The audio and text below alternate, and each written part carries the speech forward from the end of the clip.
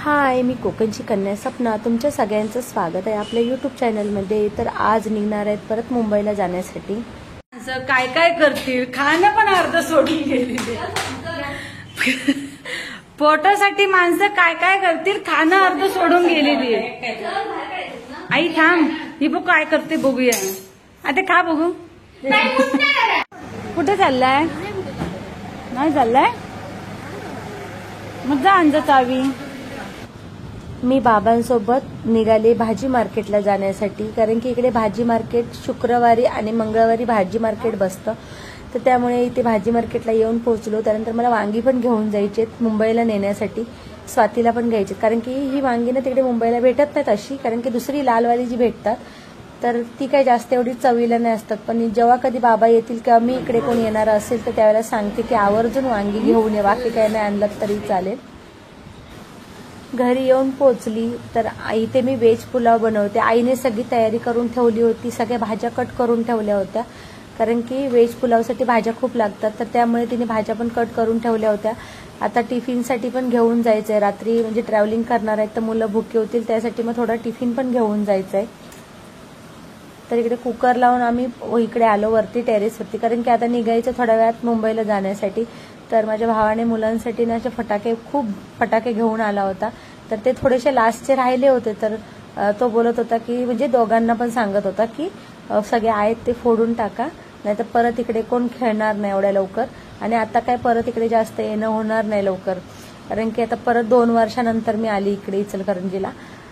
तर आता प्रश्न येतील की इचलकरंजीला तुझं माहेर आहे का? तर नाही, माझे आई वडील तिकडे असतात, इचलकरंजीला राहतात.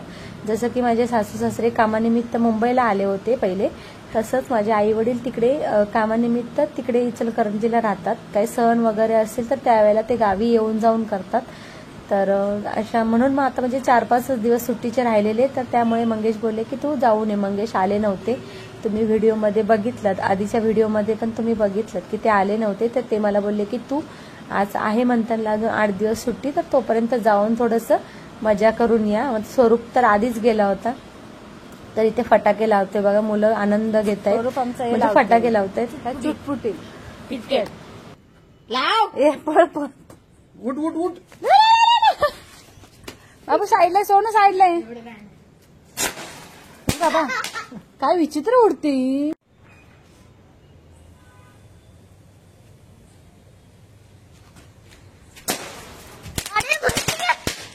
बाई खतरनाकच उड.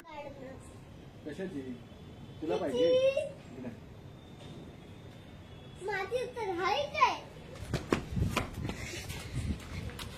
ताई तुझा पोरगा बघणार आहेस कसं लावतोय? माझी दे दोन काम एक. तर मुलं फटाक्यांचा आनंद घेत आहेत. इथे भाऊ पोरांना म्हणजे जे आहेत ते फटाके सांगतोय सगळ्या फोडून टाका, म्हणजे परत लवकर काय आता आम्ही येणार नाही इकडे. आणि पावसाळा पण आता चालू झालेला, स्कूल पण चालू होतील परत, त्यामुळे कसं लवकर आता निघायचं पण आहे. आता थोड्या वेळातच निघू आम्ही जायला. तिकीट तर आहे, कन्फर्म तिकीट आहे जायची. तर म्हणजे माहेरी आल्यानंतर कसे 8 दिवस गेले समजलं नाही. तर तुमच्यासोबत जे जे मी इकडे म्हणजे माहेर येऊन मज्जा केलेली आहे तर ते व्हिडिओ मी तुमच्यासोबत शेअर केले. त्यानंतर महालक्ष्मीला पण जाऊन आलो, नृसिंहवाडीला जाऊन आलो. तर पावसामुळे पण कसं कुठे जास्त फिरलो नाही आम्ही, पण खूप मजा आली. कसे दिवस संपले समजले नाही. आणि माहेरी आले की हे सुख आपल्याला अनुभवायला भेटतं, म्हणजे कशाची चिंता नसते की बाबा जेवण बनवायचं आहे किंवा काय करायचं आहे, बिंदास. तर खूप मजा केली आम्ही. आणि आता जायचे दिवस म्हणजे आता जायचं आहे ना थोड्या वेळात, तर असं वाटतंय की एवढे दिवस पटकन लगेच कसे काय लगेच संपले, असं पण म्हणजे मनामध्ये अशी चालू आहे विचार.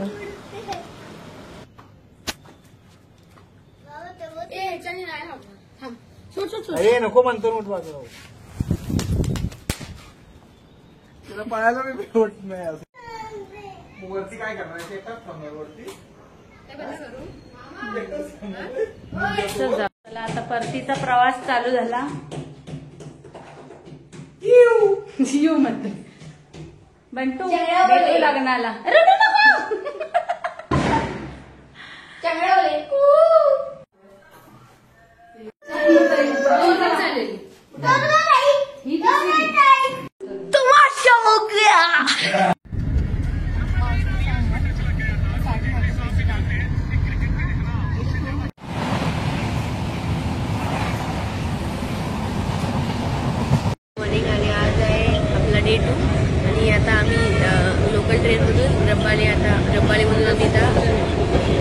रबाळेमधून आता आम्ही निघलोय, म्हणजे रबाळे आम्ही आता सोडले आणि आता आम्ही पोहोचू लवकरच नेरूळमध्ये. भेटूया आपण नंतर नेरूळमध्ये पोहोचल्यावर स्टेशनवर. जाताना आमच्याकडे एक एक बॅग होती, येताना आमच्याकडे 3 बॅग आल्या. सरू सरू हाय कर, हाय कर. Good morning, good morning, good morning. Nerul स्टेशनला उतरलो आम्ही, नाश्ता घेतला. नाश्ता घेतलाय आणि आता चाललेत घरी. आम्ही चाललेत घरी. संकेत मामा घ्यायला येणार आहे आम्हाला. संकेत मामाला सरप्राईज आहे. स्वरूप येणार आहे ते मामाला माहिती नाहीये, है ना बाबू?